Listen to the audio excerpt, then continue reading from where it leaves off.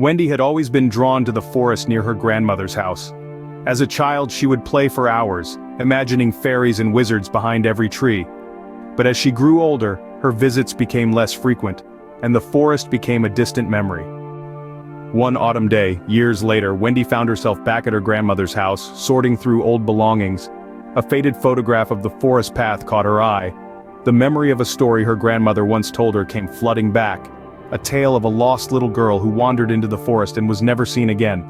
Some said she still roamed the woods, transformed into an old, tattered doll. Wendy decided to take a walk down the forest path. The fog had rolled in, making the familiar path seem foreign and eerie. The fallen leaves muffled her footsteps, and the only sound was the distant cawing of crows. As she walked deeper, the fog grew thicker, and the world around her became a blurred canvas of orange and brown. She remembered the old wooden bench from her childhood and decided to rest for a moment. But as she approached, she noticed something out of place. A doll, old and tattered, seated on the bench.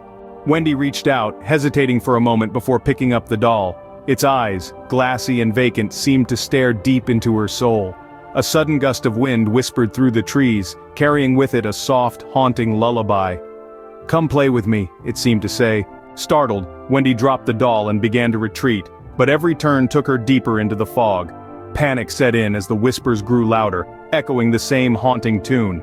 Hours seemed like minutes, and just when hope seemed lost, Wendy stumbled upon a clearing. In the middle of the clearing stood a stone circle, ancient and worn.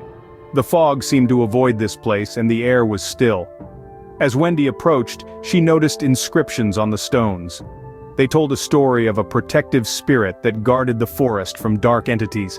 A sudden realization hit her. The doll was not the lost girl, but a vessel for something far more sinister.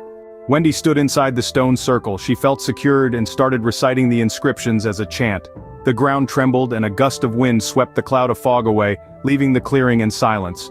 As Wendy made her way back home, the fog lifted, and the forest felt welcoming once again. But the mystery of the lost girl remained unsolved. Every autumn, Wendy would return to the forest, hoping to unravel its secrets and perhaps find the true spirit of the lost